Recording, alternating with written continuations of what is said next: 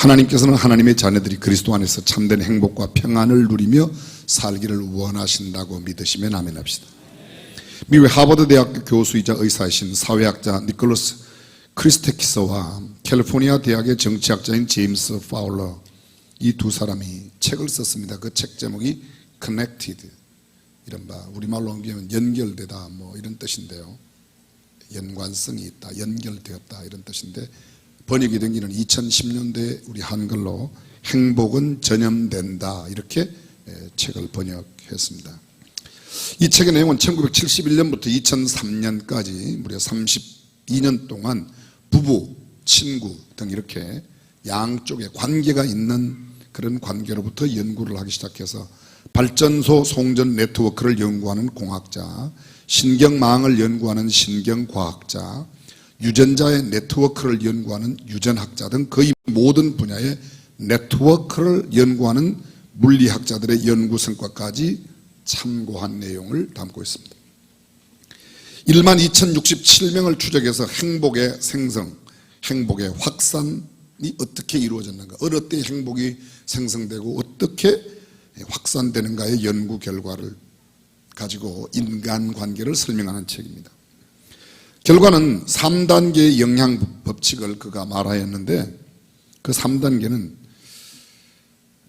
제1단계의 사람은 친구, 2단계의 사람은 친구의 친구, 3단계는 친구의 친구의 친구, 그 다음에 4단계는요 그 책에는 없습니다. 그러니까 친구의 친구의 친구의 친구가 4단계가 되겠죠. 그런데 1단계에서 친구 관계에서는 15%의 영향력을 주고받고, 2단계에는 약 10%, 3단계 친구의 친구의 친구 3단계는 7%의 영향을 주고받는 그런 수치로도 표현을 했습니다. 이들의 연구 결과 4단계, 그러니까 3단계가 넘어선 관계에 있는 사람에게는 효과가 거의 미치지 않는다 이렇게 이야기합니다.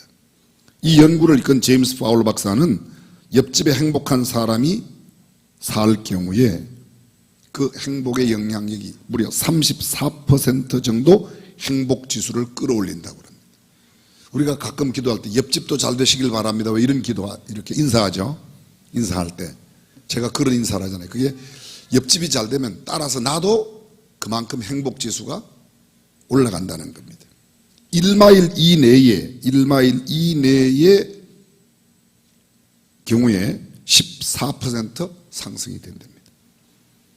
행복지수 매우 높은 친구가 500m 근처에 살 때 행복지수는 평균 42%가 올라간다는 겁니다. 이 말을 이렇게 한번 적용해 보십시오. 500m 이내에 나한테 영향을 주는 사람이 있으면 내 행복지수가 그만큼 42%가 올라간다. 어마어마하죠. 반대로 생각하면 우리 중앙교회 성도들 약 2만여 명 되는 성도들이 수원시, 옆에 용인시, 화성시, 시흥, 군포, 안양, 의왕, 멀리 서울까지 우리 주변 500m 안에 있는 사람들은 우리 때문에 행복을 느껴야 되겠다 1번, 그냥 아무런 상관도 없겠다, 거의 상관이 없다 1번, 지금도 굉장히 영향을 받는다 2번. 여러분들은 어떻게 이렇게 이해가 이렇게 빠르실 수가 없어요. 우리가 실제적으로 이런 통계가 있는데, 연구 통계인데도, 그럼 우리 주변에도 우리 까닭에 그런 행복이 높여져야 되고 그 사람들이 보람을 느끼고, 참 늘 말씀드리지 않습니까? 내가 살고 있는 동네를 자랑하는 게 아니라 내가 살고 있는 동네가 나를 자랑스러워하는 사람이 되자. 얼마나 멋지고 근사한 이야기입니까? 다른 말로 바꿔보겠습니다. 나는 행복 전염자인가 아니면 불평 원망을 전달하는 사람인가? 이 책에서 행복한 사람은 행복한 사람끼리 교제하고 불행한 사람은 불행한 사람끼리 교제한다는 연구 결과도 있습니다. 여러분 잘 보십시오. 여러분 주변에 있는 사람이, 어떤 사람은 만나기만 하면 감사와 기쁨과 즐거움과 희망을 이야기하고 내일을 이야기하고 꿈을 이야기하고 신나고 축복스러운 이야기를 하는 사람이 있어요. 근데 만나기만 하면 이야기할 때 누구는 어떻고 누구는 어떻고 남 씹고 물고 밟고 비비고 문대고 지랄이며 별일 다 하는 사람이 있어요. 거의 사람들이 그래요, 안 그래요? 그럼 나는 어떤 사람이에요? 나는 내 주변의 사람에게 나는 긍정적이고 희망적이고 행복을 이야기하는 사람이에요? 아니면 부정적인 영향을 끼치고 있는 사람이냐? 사람들은 모두가 다 행복하기를 원합니다. 그런데 행복한 사람이 그렇게 많지 않습니다. 행복에 절대적인 지대한 영향력을 끼치는 것을 2F, 소위 F 두 글자로 표현한 서울대학교 심리학 교수 최인철 교수가 표현했는데, 그게 뭔가 하면 첫 번째 패밀리, 친구, 두 번째 프렌드, 패밀리, 가족, 두 번째 프렌드, 친구. 패밀리와 프렌드가 행복에 아주 큰 영향을 끼친다. 맞는 이야기입니다. 사랑하는 사람끼리 가까이 하면 그만큼 행복할 가능성이 높고, 미워하고 만나기 싫은 사람을 자주 만나면 별로 기분이. 여러분 혹시 이런 경험 있으십니까? 식당에 들어가는데 내가 아주 미워하는 사람이 있어갖고 이렇게 돌아가고 다른 식당에 간 적 있어요?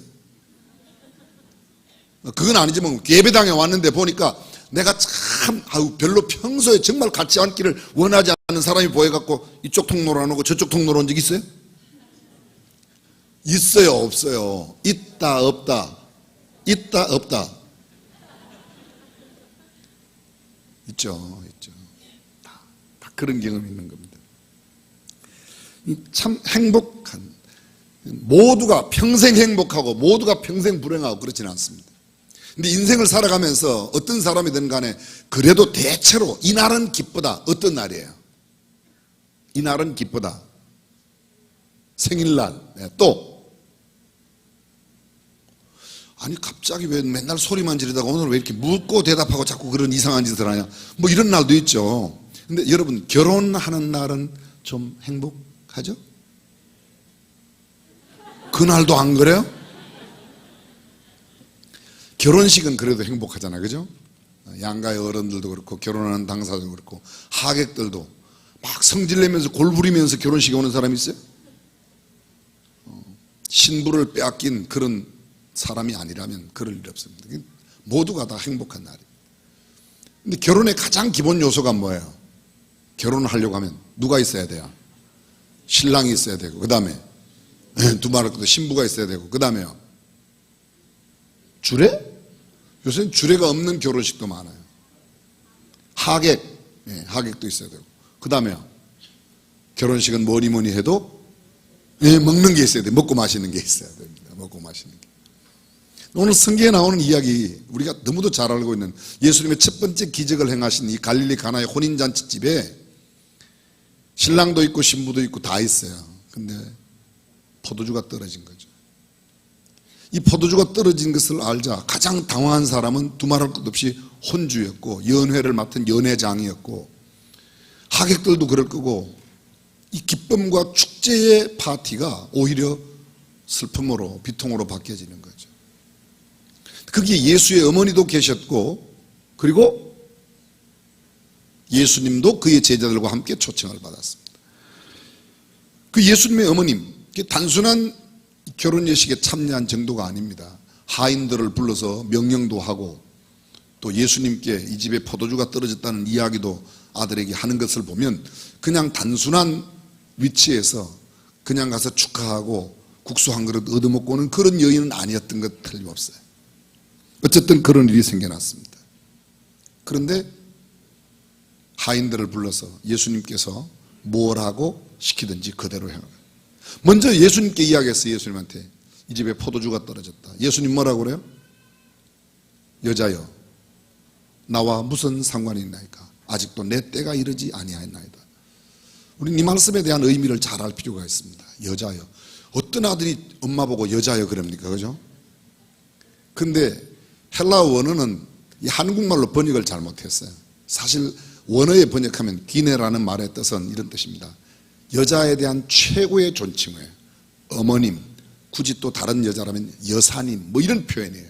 아주 극존칭이에요. 근데 이 한국말 번역이, 영어 성경에는 예수님이 이렇게 말해요. 영어 성경에 그 어머니한테 Dear woman, 사랑하는 여인이요, 뭐 이렇게 표현하고요. 그 다음에 왜 나를 Why do you involve me? 왜 여기다가 나를 자꾸 끌어들이십니까? 이렇게 표현해요. 영어 성경도 사실은 좋은 번역은 아니에요. 왜 그 이야기를 내게 하십니까? 나는 아직 내 때가 이르지 않았습니다. 예수님께서 말씀하시는 내 때, 제가 잠시 뒤에 그 설명을 드리겠습니다. 그렇게 말씀을 합니다. 예수님은 단호히 어머니의 요청에도 단호히 거절하고 있습니다. 그럼에도 예수님은 하인들을 불러서 이야기합니다. 예수께서 뭐라고 이야기를 하든지 당신네들은 그대로만 하시고. 예수님이 그 하인들을 불러서 물을 떠다가 항아리에 채워라. 그게 유대인의 결례를 따라 돌 항아리 6이 있었다고 그러는데, 지금도 팔레스타인에 가면, 팔레스타인 비가 잘 안 오죠. 강수량이 적습니다. 강우량이 적어요. 그래서 비가 많이 오지 않으니까 비가 올 때 물을 많이 받아둡니다. 가물고 아주 광야길이고 나무가 그렇게 많지는 않습니다. 이스라엘에 있는 대부분의 나무들은 재배한 나무이고 거의 다 물을 이렇게 스프링클러를 뿌리거나 물을 끌어와서 키우는 나무들이지, 대부분의 땅들이 사막입니다. 게다가 그 사람들이 신는 신발은 우리 같은 신발이 아니고 샌들이에요. 먼지가 나면 하루 종일 걸어다니다 집에 들어오면 가장 먼저 하는 일이 하인들이 주인의 발을 씻어주는, 성경에 그런 장면들이 여러 번 나타나고 있죠. 그 돌 항아리에다 물을 채우라고 그래요. 물을 다 채우고 다시 물을 떠다가 연회장에게 갖다 줘라. 하인들이 연회장에 포도주를 갖다 주었습니다. 물을 떠다가 갖다 주었는데 그 물이 포도주가 돼요. 연회장의 맛을 보니까 너무 맛있는 포도주가 된 거죠. 보통의 경우에는 처음에는 좋은 포도주 내다가 은근하게 취하면 좀 나쁜 걸 내고 이렇게 되는데, 이 집은 너무 좋은 포도주가 나중에 나오니까 연회장은 알지 못합니다. 그런데 물돈 하인들은 알았다고 이야기하고 있습니다. 자, 여러분, 이 첫 번째 예수님의 기적이 바로 물을 포도주로, 어떤 시인은 이렇게 표현했습니다. 물이 예수님을 만나 얼굴을 붉혔다. 그게 또 어떤 사람은 이렇게 말하기도 했어요. 왜 하필이면 예수님의 첫 번째 기적이 양조 사업이냐, 또 이렇게 말하는 사람도 있어요. 똑같은 일을 표현해도 그 표현에 따라서 훨씬 다르죠. 예수님의 놀라운 기적, 이 기적, 첫 번째 기적 속에 담겨진 내용이 뭐냐, 오늘 함께 그 교훈을 몇 가지로 정리해 보겠습니다. 첫 번째, 결혼은 뭐니 해도 예수님이 계셔야 행복하다는 겁니다. 동의하시면 아멘. 신랑 신부가 있고 다 있어도 예수님이 빠지면 그 결혼은 비극이에요. 결혼이 뭐죠? 결혼에 대한 성경의 데피니션, 결혼에 대한 성경의 정의는 이것입니다. 창세기 2장 24절에 보면 이러므로 남자가 그 부모를 떠나 그 아내와 연합하여 둘이 한 몸을 이룰지로다. 아담과 하와가 벌거벗었으나 부끄러워 아니하더라. 결혼의 제도를 가장 먼저 세우신 분이 하나님이세요. 아담을 만드신 하나님께서 아담의 배필로 하와를 만드시고 그 아담에게 하시는 말씀이에요. 근데 아담은 사실 부모가 없잖아요. 아담은 하나님이 그냥 만드셨잖아요. 그런데 첫 번 아담과 하와의 결혼식 주례의 주례사는 하나님께서 이렇게 말씀해요. 이러므로 남자가 그 부모를 떠나 그 아내와 연합하여. 첫 번째 결혼의 원리는 남자가 그 부모를 떠나는 것. 한국의 표현은 시집 간다 또는 시집 온다 이렇게 표현하는데, 본래 성경적인 의미는 남자가 부모를 떠나는 거예요. 여러분, 많은 가정들 가운데 불행한 가정의 첫 번째 원인이 뭔가 하면 남자가 부모로부터 정신적으로 육체적으로 모든 경제적인 면에 떠나지 못하기 때문에 생기는 비극이 있어요. 떠나지 못하는. 특히 이런 경우 홀 어머니 밑에 자란 아들, 결혼해도 어머니로부터의 정신적인 이 굴레를 벗어나지 못해서 굉장히 괴롭습니다. 친정에 항상 연결되어 있는 여자, 툭하면 하여간 친정에 매주알 고주알 다 알리고 이러는 집 별로 행복하지 않아요. 근데 그걸 남자는 더합니다. 남자가 부모. 이 남자가 그 부모를 떠나 그 아내와 연합하여, 두 번째가 연합이에요. 둘이 연합하여. 둘이 한 몸이 되는 겁니다. 한 몸.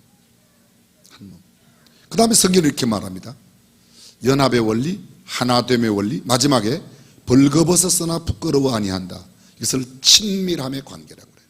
여러분 보십시오. 벌거벗은, 성인이 되어서 벌거벗어도 부끄러움을 느끼지 않는 관계에 있는 사람은 부부밖에 없어요. 그렇죠? 아니, 딸이 20살이 되었는데 아버지하고 벌거벗은 관계로 있을 수가 있어요, 없어요? 안 돼. 아들이 20살이 됐는데 엄마하고 벌거벗은 관계로 있을 수가 없어요. 그럼 부모와 자식 간에도 안 되는 겁니다. 유일하게 성경이 허용하고 있는 관계는 어떤 관계예요? 한 남자와 한 여자의 결혼으로 말미암는, 남자끼리도 안 해요. 남자끼리도 요새는 남자끼리도 뭐 하겠다고 여자끼리도 하겠다고 지금 시청 앞에서 막 난리치고 있는데 그 아니란 말이에요. 성경은 이름으로 한 남자, 그 남자가 그 부모를 떠나 이렇게 됐어요. 이 성경의 원리입니다. 자, 그렇습니다. 근데 방금 이런 결혼 가운데 행복하기 위해서 결혼하고 결혼식 날은 행복할지라도 때로는 이 행복을 깨는 요소들이 인생 가운데 얼마나 많은지, 결혼식 가운데도 그런 일들이 많이 있습니다. 결혼 생활 가운데 그런 일이 있습니다.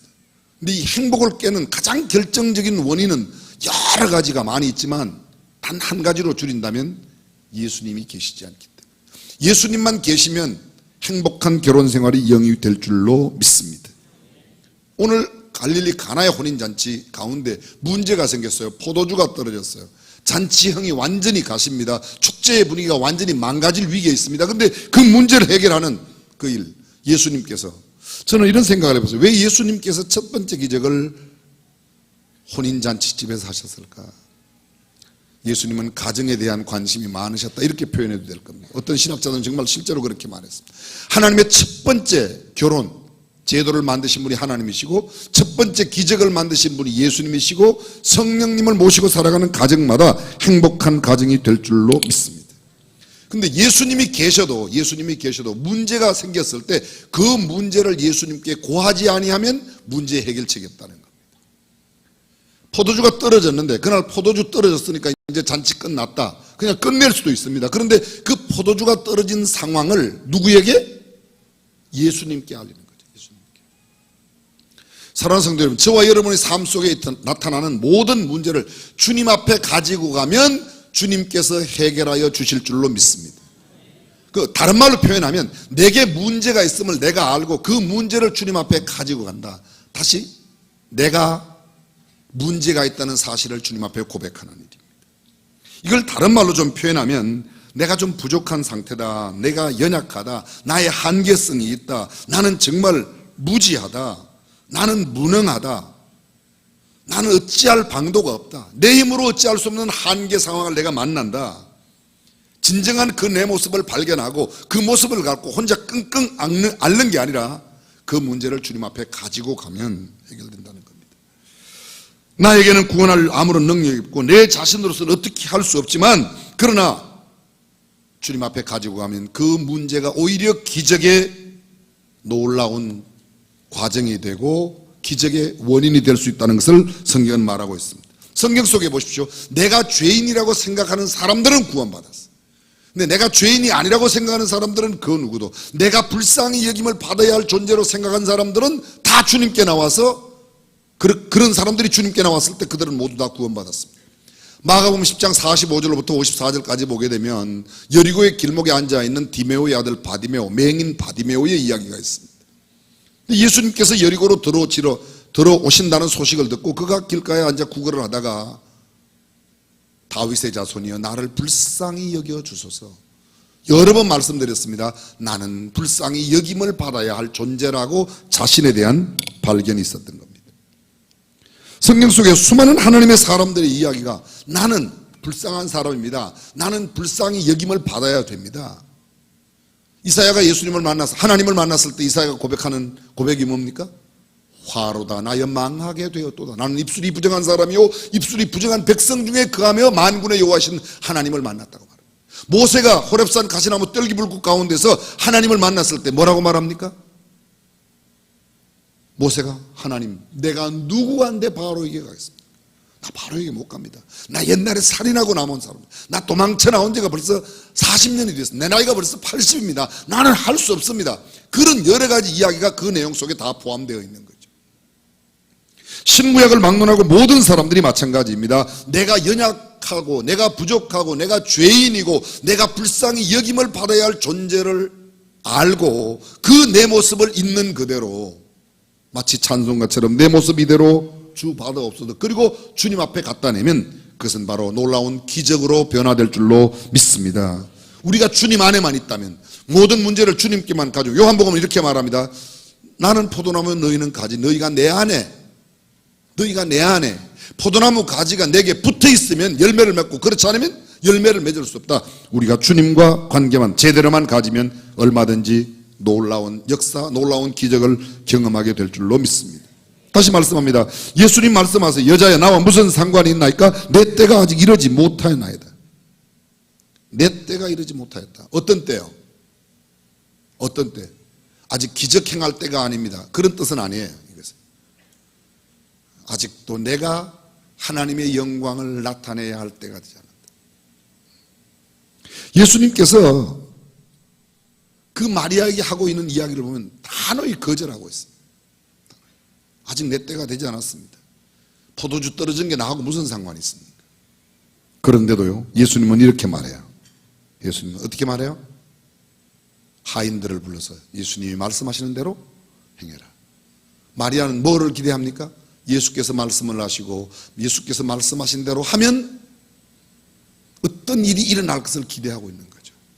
예수님 입장에서 대답은 이렇게 말합니다. 나와 무슨 상관이 있습니까? 내 때가 이르지 아니하였습니다. Why do you involve me? 왜 나를 거기다 자꾸 끌어들입니까? 그리고 이렇게 합니다. My time has not yet come. 내 때는 아직 이르지 않았습니다. 내 때, 어떤 때? 하나님의 영광을 나타낼 때가 아니라는 거죠. 기적은 하나님께서, 예수님께서 행하시는 이 기적은 궁극적으로 다 보면 하나님의 영광을, 여러분 본문의 맨 마지막 11절에 보시면요, 사람들이 하나님 앞에 예수님의 영광을 보게 되었다. 예수께서 그 영광을 나타내셨다 이렇게 말합니다. 성경에 나타나는 사범서의 모든 기적 보면 사람들이 그 기적을 보고 하나님께 영광을 돌려, 하나님께 영광을 돌려. 예수님께서 일을 행하시고 안 하시고, 기적을 행하시고 안 하시고의 기준은 뭐였는가? 이것을 행하면 하나님의 영광이 되냐 안 되냐, 이것을 행하면 내게 유익이 되고 이것을 행하면 내게 돈이 되고. 자, 여러분 쉽게 한번 여쭤보겠습니다. 여러분이 대학을 진학한다고 가정할 때, 자녀들을 대학 보낼 때 대학 진학의 기준이 뭐예요? 사업을 할 때 사업 기준이 뭐예요? 결혼 대상자를 구할 때 결혼 대상자의 기준이 뭐예요? 잘생긴 사람, 돈 많은 사람, 돈 많이 버는 직장? 이사 갈 때 기준이 뭐예요? 학군 좋은 거? 수돗물 잘 나오는 거? 옛날에는 그랬어요. 그 동네 수돗물 잘 나와요? 연탄 배달 잘해줘요? 전기는 잘 안 나, 뭐 이런 거 옛날에는. 그러다 교통이 좋아요? 요사이는 제일 많이 보는 게 학군이 어때요? 그 지역에 살고 있는 사람들이 어때요? 우리는 뭘 물어야 되죠? 예수 안 믿는 사람들도 그런 거 다 물어요. 예수 안 믿는 사람들 그런 거 물어요. 그럼 우리는 뭘 보고 가요? 예수 안 믿는 사람은 사주팔자 봐요. 우리는 뭘 봐요 그러면? 안 봐요? 교회가 가까운가? 좋은 일이죠, 좋은 일이죠. 그걸 다 한마디로 몽땅 가려서 말하면 내가 여기로 이사가면 하나님 앞에 영광 돌리는 일이 되겠는가? 내가 이 학교를 가면, 내가 이 직업을 선택하면, 내가 이 일을 하면, 내가 어려운 일을 만났을 때 내 행동의 결단의 기준이 뭐야? 기준이 도대체 이 어려운 일을 하나님께서 허락하신 까닭이 무엇일까? 내가 어떻게 해야, 이 어려운 때에 내가 어떻게 대처해야, 어떤 태도로 대해야 하나님께서 영광을 받으시고 하나님의 영광이 가리워지지 않을까? 여러분 오해 없이 들어주십시오. 저는 자주 말씀드리지만 이건 너무도 중요합니다. 미국의 9.11 사태가 터졌을 때 조지 W 부시 미국 대통령이 빌리 그레햄 목사님께 전화를 들어서 목사님 기도해 주십시오. 대통령으로서 내가 어떻게 해야 됩니까? 릭 워런 목사님께 전화를 해서 릭 워런 목사님 지금 이때 어떻게 해야 됩니까? 나라를 위해서 기도해 주십시오. 적어도 정치 지도자가 영적인 지도력들에게 이러한 때 내가 어떻게 해야 되겠냐, 나라를 위해서 기도해 달라고 하는 것은 그냥 미국이 욕할 나라가 아니라는 거죠. 그러면은 참 괜찮은 나라예요. 아멘을 어디다가 하시려고 그러십니까? 우리가 일을 결정할 때, 어려운 일을 만났을 때 우리의 행동의 기준이 뭐냐는 거죠. 대부분의 사람들은 어떻게 하면 내가 욕 안 얻어먹을까? 어떻게 하면 내가 창피 안 당할까? 내가 어떻게 하면 내 이름, 내 명예, 내 자존심, 그런 것들이 기준이에요. 직업을 선택할 때도 어떻게 하면 돈이 많이 되겠냐, 남들이 알아주냐 안 알아주냐, 어떤 대학 가느냐, 그것 때문에 그런 거죠. 아들의 행복과는 별 상관없어요. 아들아, 네가 정말 그 학교 가는 것이 네가 행복하고 즐겁다면 가라. 그 하나님께 영광 되느냐면 가라. 그런 거 아니에요. 네가 그래도 서울대를 가야지 내가 얼굴이 좀 서지. 네가 장학금을 받아야지 사람들한테 내가 이야기할 게 있지. 거의 다 내 자랑거리, 내 기준이 따로 있는 거예요. 사랑하는 성도 여러분, 저와 여러분들은 어떠합니까? 예수님께서 이렇게 말씀하세요. 내 때가 이르지 않았다. 하나님 앞에 영광 돌리는 그 일. 고린도전서 10장 31절에 바울이 고린도 교회에 보낸 편지 가운데서 이렇게 말합니다. 그런즉 너희가 먹든지 마시든지 무엇을 하든지 다 하나님의 영광을 위하여 하라. 늘 속된 표현으로 귀에 딱지가 않도록 듣는데, 우리는 모든 범사를 행할 때 하나님께 영광이 되냐 안 되냐 보다도 내 생각, 내 기준이 많다는 거죠. 첫 번째 기적에 담겨진 또 하나의 교훈이 있습니다. 예수님의 어머니가, 마리아가 하인들에게 너희에게 무슨 말씀을 하시든지 그대로 하라. 그대로 하라. 여러분, 성경 전체에 복음서가 몇 권이죠? 복음서가 몇 권이냐고 여쭤봤어요. 마태복음, 마가복음, 누가복음, 요한복음 몇 권이에요? 4권이에요. 그게 그렇게 어려운 게 아닌데, 그죠? 마태, 마가, 누가, 요한 사람 이름이에요, 다야. 근데 어떤 신학자들은 이 말씀, 이 구절을 마리아 복음이라고 그래요. 마리아 복음. 마리아가 예수께서 뭐라고 하시든지 그대로 하라. 이것을 마리아 복음이래요. 어떤 신학자는 요 한 구절을 갖다 뭐라고 말하는 거면 제5복음이라고 해요. 그만큼 이 구절이 신앙의 중요해요. 여러분들이 수없이 많이 들었습니다. 여호와께서 모세에게 일러 가라사대 104번 나와요. 모세가 여호와의 말씀하신 대로, 여호와께서 명하신 대로 다 준행하였더라. 성경에 81번 나와요. 81번 계속 나옵니다. 노아가 그와 같이 하되 여호와께서 자기에게 명하신 대로 다 준행하였더라. 노아에게 이르시되, 여호와께서 하나님이 노아에게 이르시되, 그 구절 몇 구절 지나가고 나면 노아가 그와 같이 하되 여호와께서 자기에게 명하신 대로. 여호수아 보세요. 여호와의 말씀이 여호수아에게 임합니다. 그 다음 여호수아가 그 말씀대로 행했더라. 성경의 모든 승리의 장면들, 아니 104번 여호와께서 모세에게 말씀하셨는데 왜 81번만 있는가? 모세가 하나님 말씀대로 안 했던 데도 있어요. 그렇죠? 반석을 명하여 물을 내라고 했는데 반석을 칠 때도 있었단 말이에요. 저와 여러분들의 행동은 어디에 있습니까? 우리의 삶의 행동의 가장 중심이 되는 모토는 뭐예요? 무엇에 따라 움직입니까? 내 생각, 내 의지대로가 아닙니다. 죄송합니다, 여러분. 아주 실제적인 이야기를 했습니다. 헌금. 하나님께서 말씀하신 대로 해요? 내 체면대로 해요? 내가 그래도 목사가 돼서 추수감사한금을 이렇게 해서 되겠어? 내가 그래도 명색이 장로인데 이게 30년, 50년이나 믿었는데 이렇게 해서 되겠어? 거의 이런 기준이 아니냐 말이에요. 거의 그런 기준. 내가 정말 내 자신에게 하나님의 영광을 위한 일이 무엇이고, 하나님께서 원하시는 일이 무엇이고, 하나님께서 말씀하신 내용이 무엇인가를 깊이 생각해서 그 말씀대로 움직여지는 것. 오늘 우리가 생각해야 될 가장 중요한 교훈은 하나님이 말씀하신 대로 순종해야 된다는 겁니다. 마리아는 알았어요. 하인들이 자기가 말하면 그렇게 할 것을 알아요. 그래서 이야기합니다. 예수께서 뭐라고 말씀하시는지 그대로 하시오. 근데 하인들이 실제로 그대로 했습니다. 물을 아구까지 채우고 그 물을 떠다가 하인에게, 물을 갖다 붓고 물을 떠다가 연회장에 갖다 주라. 이거 잘못하면 큰일 날 일이, 하인 쫓겨나요. 그죠? 무슨 소리인지 못 알아들으세요? 왜 물을 떠왔냐? 포도주를 갖고 오라고 그러는데 이렇게 할 수 있지 않습니까? 근데 연회장이 그 포도주 맛을 보고 물로 된, 물이 포도주로 변한 이 기적의 포도주 맛을 보고 도대체 사람마다 좋은 건 내고 나쁜 건 나중에 있는데 이 집에 어떻게 왜 이렇게 좋은 일? 근데 성경 그 다음 뭐라고 했어요? 연회장은 몰라도 물을 떠온, 포도주를 떠온 그 하인들은 알더라. 잘 들으세요. 이 말씀을 이렇게 제가 조금 비약시킨다고 생각할지 모르지만 해석을 해볼게요. 높은 자리에 있다고 하나님의 말씀을 깨닫는 게 아니에요. 연회장이라고 해서 아는 게 아닙니다. 기적은 체험한 자만 아는 겁니다. 하나님의 능력과 하나님의 기적은 하나님의 말씀대로 움직여, 그 하나님의 말씀대로 움직이는 결과로, 순종의 결과로 얻어진 것을 체험한 사람만 하나님의 기적을 아는 거예요. 목사들에게만 아니에요.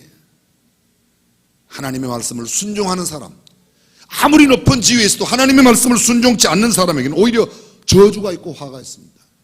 여러분 사무엘상 15장 22절 말씀을 저와 여러분들이 너무도 잘 알고 있어요.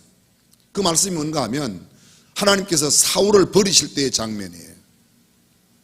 사울의 모든 군사들이, 사울 왕이에요. 사울의 군사들이 이방 사람 블레셋과 싸워서 이깁니다. 전리품을 거둬왔습니다. 그런데 그 전리품 가운데서 기름지고 살진 소, 염소, 양들을 구분해서 따로 빼놨어요. 왜요? 대답인즉 하나님 앞에 제사 드리려고. 성경에 그런 이야기 몇 번 있어요. 아간의 때에도 그런 게 있고, 아말렉과의 전투 이후에, 블레셋과의 전투에도 이런 일이 있습니다. 근데 하나님의 마음에 그것이 아주 걸렸던 거예요. 그래서 하나님께서 사무엘을 보냅니다. 너 사울 왕한테 가서 이야기를 해라. 그리고 하는 말이 뭐라고요? 순종이 제사보다 낫고 듣는 것이 수양의 기름보다 낫다. 수양의 기름보다 낫다. 수양을 잡아서 제사를 드리는데 제사보다도 순종하는 것이, 하나님의 말씀 듣는 것이 낫다. 요새 말로 말했습니다. 헌금 많은 것보다 더 중요한 것은 하나님 말씀대로 사는 게 더 중요하다는 거예요. 아멘. 그 다음 말씀이 아주 기가 막힙니다. 들어보십시오. 순종이 제사보다 낫고 듣는 것이 수양의 기름보다 나으니 이는 거역하는 것은 사술의 죄와 같고 완고한 것은 사신 우상에게 절하는 것과 같음이라. 하나님께서 제일 미워하시는 게 우상 숭배인데, 하나님의 말씀을 듣지 않고 완고한 것은, 교만한 것은 하나님의 말씀대로 하지 않고 내 생각대로, 내 계획대로, 내 뜻대로 행하는 완고한 것은 우상에게 절하는 것과 같음이라. 그 다음, 왕이 여호와의 말씀을 버렸으므로 여호와께서도 왕을 버려 왕이 되게 하지 못하게 하였나이다. 사무엘이 사울에게 하는 이야기입니다. 그러면 여기 성경에 보십시오. 왕이 여호와의 말씀을 버렸으므로, 말씀을 버렸다는 게 다른 게 뭐죠? 하나님의 말씀을 듣지 않고 하나님의 말씀대로 순종치 않는 것이 하나님의 말씀을 버린 거란 거죠. 하나님의 말씀을 버렸던 까닭에 여호와께서도 왕을 버려 더 이상 왕이 되지 못하게 하셨나이다. 말씀을 버리는 것 불순종입니다. 말씀을 지킨다는 것은 순종을 의미합니다. 유명한 말틴 루터는 말합니다. 순종은 이적보다 낫다고 이야기합니다. 성경에 나타나는 믿음의 영웅들의 특징이 뭡니까? 히브리서 11장 믿음장이에요. 그게 수많은 믿음의 사람들이 나옵니다. 그들 모두가 다 아브라함은 하나님의 부르심을 받았을 때 갈 바를 알지 못하였으나 그대로 나왔다. 하나님의 말씀에, 하나님께서 하신 말씀들이 이성과 논리에 맞는 게 아닙니다. 여러분, 이스라엘 백성들이 광야 생활을 할 때에 불평하고 원망하다가 뱀에게, 독사에게 물려서 다 죽어갈 때입니다. 근데 하나님께서 모세에게 내린 처방이 뭐예요? 장대 끝에 놋뱀을 만들어서 달고, 그 놋뱀을, 여러분, 놋뱀 만들어서 장대 끝에 달고 쳐다보면 산다. 이게 말이 돼요, 안 돼요? 안 돼요? 돼요, 안 돼요? 돼요? 돼요. 믿음이 있을 때만 되는 거예요. 순종이 있을 때만 되는 겁니다. 근데 믿음의 자세, 그 말씀을 믿는 순종함이 없으면, 그 말대로 행하겠다고 하는 그런 순종이 없으면 논리적으로, 과학적으로, 이성적으로 세상에 뱀에 물려 뚱뚱 부어 죽어가는 사람이 장대 끝에 있는 구리뱀 쳐다본다고 살겠습니까? 똑똑한 사람은 그렇게 말해요. 야, 십자가에 예수 믿는다고 무슨 구원받냐?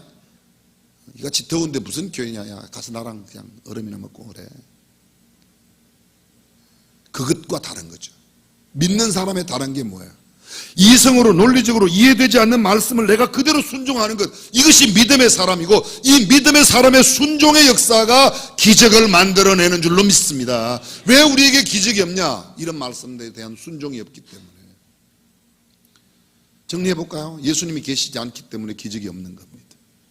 내가 부족하다고 느끼지 않으니까 기적이 없는 겁니다. 내가 부족하고 내가 죄인이라고 생각해서 주님 앞에 가서 그걸 내어놓고, 주님, 제가 이렇습니다. 주님 앞에 가져가면, 주님 앞에 요청하면, 주님 앞에 기도하면, 우리 용어로 바꿔서 주님 앞에 간청하면, 그리고 주님께서 뭐라고 시키든지 주님의 말씀대로 하면, 늘 말씀드리지 않습니까? 예수님께서 기적을 행하신데 침을 뱉어 땅의 흙을 이겨 그 맹인의 눈에 바라시. 여러분, 아이씨 더러워, 눈 안 떼고 말지. 대부분의 사람들은 그렇게 생각합니다. 성경 보세요. 예수께서 그 혓바닥을 손으로 잡아, 오보세요. 누구든지 나와보세요. 용기 있는 사람 제가 한번 잡아드릴게요. 얼마나 찝찝한데 그게. 그 일이 기적을 만들어냈습니다. 사랑하는 성도 여러분, 우리의 이성과 논리와 경험을 너무 따지지 말고 주님의 말씀대로 순종하는 저와 여러분이 되시기를 주님의 이름으로 축원합니다.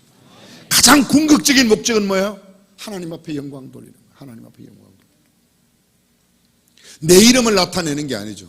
넘어진 사람들의 특징이 뭡니까? 한때는 막 기적을 행하고 이적을 막 행하고 하나님께서 크게 쓰임받고 그분이 말씀을 전하면 한강 강변이 메어지도록 모였던 사람들이 왜 그렇게 되었어요? 하나님의 영광을 자기가 가르쳤어요. 내가 병을 고친다고. 병은 하나님이 고치십니다. 할렐루야. 기적은 하나님이 행하십니다. 나는 쓰임받는 도구일 뿐이에요. 난 아무것도 안 해요. 난 아무것도 안 해요. 하나님은 하나님의 말씀에 온전히 순종했던 어린 다윗을 쓰시고 장수 사울을 쓰지 않으셨어요. 말씀에 순종하는 사람을. 오늘 저와 여러분들의 삶의 현장에도 이 갈릴리 가나의 혼인잔치에 있었던 첫 번째 기적에 담겨진 이 교훈을 잘 새겨 날마다의 삶이 기적이 되고 날마다의 삶이 하나님 앞에 영광 돌리는 복된 삶이 되시기를 주님의 이름으로 축원합니다. 기도하겠습니다.